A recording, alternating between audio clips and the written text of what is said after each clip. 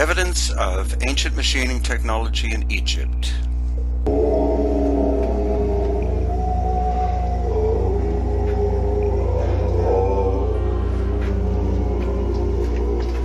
This is a new book that I've just written, and it presents the evidence. At the Aswan Quarry in southern Egypt, we find, among other things, the unfinished obelisk, which would have weighed 1,200 tons had it been completed. Quite an amazing achievement, and something beyond the capability of the dynastic Egyptians, because Egyptologists tell us that these stone pounders were what were used to create. Then also at Elephantine Island, we find this amazing rose granite, single piece of stone shaped with amazing ability, and other examples at Elephantine Island as well. Just to the north, we have the Tomb of the Nobles. These, of course, were tombs, but these chambers were cut into sandstone. Not just columns inside, but hallways extending 30-40 feet. And at the Ramesseum, here we have the kneecap and the foot of a sculpture out of rose granite that weighed supposedly 1,000 tons. And nearby, the Colossi of Memnon. The one on the left is basically one single piece of stone weighing 720 tons. The Dendera light bulbs, if they are light bulbs, are very intriguing. Here we see possibly a giant holding one of these. And then nearby at Abydos, these strange figures. As well, the Osirion, again rose granite, and astonishingly, it is several feet lower than the ground at this point. And at Karnak, which is a huge place, we have this massive obelisk out of rose granite. Now, the dynastic Egyptians could have made these columns out of several pieces, but the obelisk? As well, the remains of an obelisk whose core has been destroyed. Some theorize that ancient technology was used here, such as these obvious core drill holes. Now, of course, in modern times we have tube drills, but did the ancient Egyptians have these? Or are we looking at lost ancient technology, much older? And the result of a cataclysm destroyed the culture that made them. As well, the bent pyramid here, which some people believe was an engineering mistake, but you see the fineness of the fit of stones. And also at Dashur we have the red pyramid, which we went inside of. How could people possibly think that these were tombs? These baffles obviously were made for acoustic purposes. And Saqqara, where we have these huge boxes at the so-called Serapeum. Here the Kemet School is inspecting these. Yusuf Awiyan, the expert, is reading the glyphs. We measured the flatness of the surfaces. This is a perfect 90-degree angle. And how could someone possibly think that these inscriptions were done by the same people who made the box? As well, this schist disc in the museum in Cairo, recorded as being a flower pot or fruit plate, but it's obviously technology. And at Abu Sir we have Yusuf Awiyan inspecting what clearly is a saw-shaped piece of basalt. And as well, we have more curious drill holes like this. In detail, you can see how the drill entered the hard granite. And as well, we have Yusuf inspecting a shaped piece of hard stone. And again, more of these drill holes. At Abu Ghurab, this huge hotep composed of 5 pieces of stone, obviously from the same quarry, more evidence of tube drilling. And also these amazing bowls, thought by some to be for ritual blood of bulls, but why is the hole on the side and not at the bottom? And there are also other bowls which have 3 holes on the side, not the bottom. The Giza Plateau, we see the obvious quarrying of megalithic stone for the construction of the Great Pyramid and others. And what remains of the casing stone, you can see, is a perfect fit. Most people don't know that the Great Pyramid actually has 8 sides, but it's very subtle. And here again, we see saw marks in basalt, which is almost as hard as diamond. The dynastic Egyptians could not have cut this stone. And in the interior of the Great Pyramid, again, this baffling system in the ascending passage, the Grand Gallery. We see the weathering of the stone of the Sphinx. Precision here with Chris Dunn, within 2/10,000ths of an inch of perfectly flat.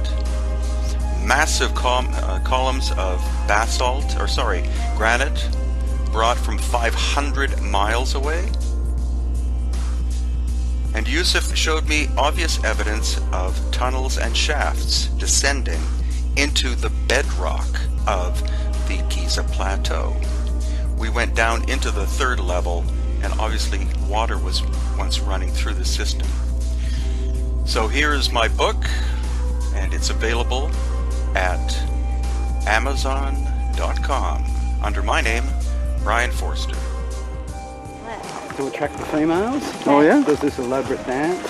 Well, it's funny, we were just talking about the... Greetings from Australia.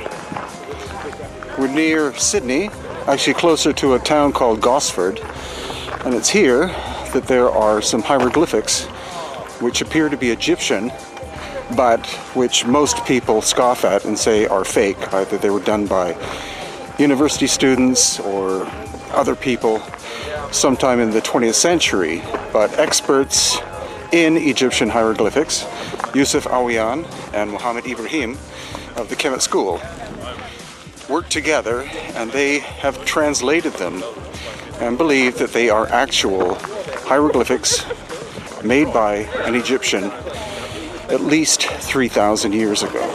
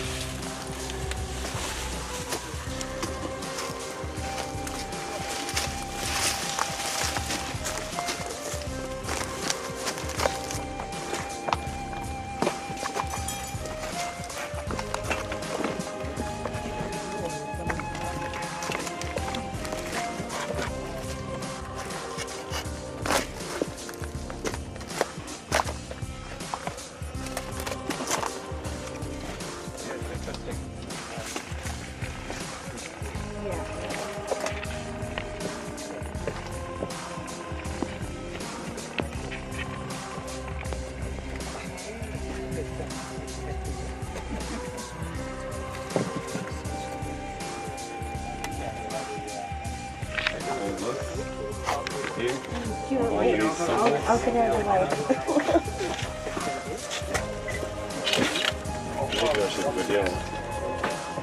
A lot of those... Well, I find this absolutely amazing.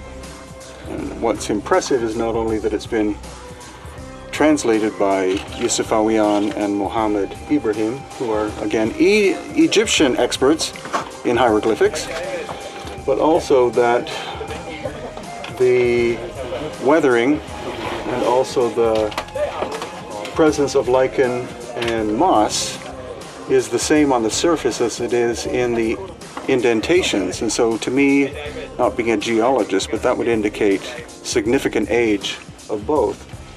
So the idea that the lichen buildup and the fact that the surface is the same shade as the indentation means that this is of a significant age, much, I would guess, much older than 100 years or something, made by somebody in the 1930s. In other parts of the world where we have ancient ancient work on walls, etc., exposed surfaces of stone, whose age we do know as being thousands of years old. This to me, amateur, but still, this to me indicates that, that these are extremely old, and I definitely trust the knowledge and wisdom of Yusuf Awiyan and Muhammad Ibrahim of the Kemet School of Egypt. I trust that they know what they're doing in terms of translation, not depending simply on the Rosetta Stone, but on decades of understanding of the fact that the hieroglyphics of Egypt evolved over time. They changed from the Old Kingdom, Middle Kingdom, into the New Kingdom.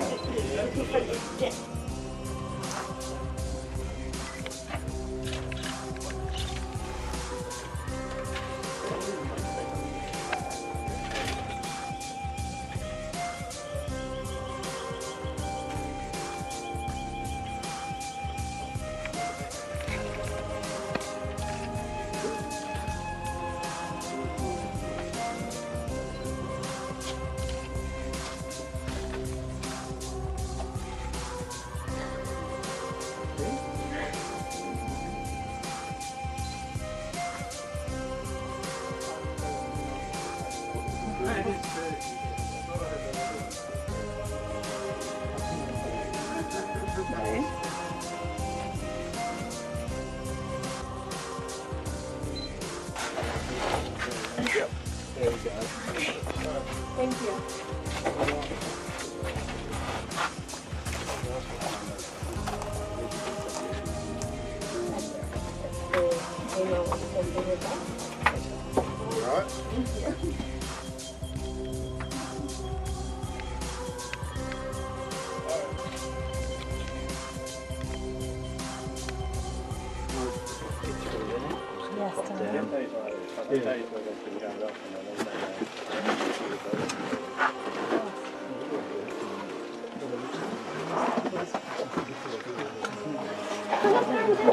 We will on the way out, on the way back.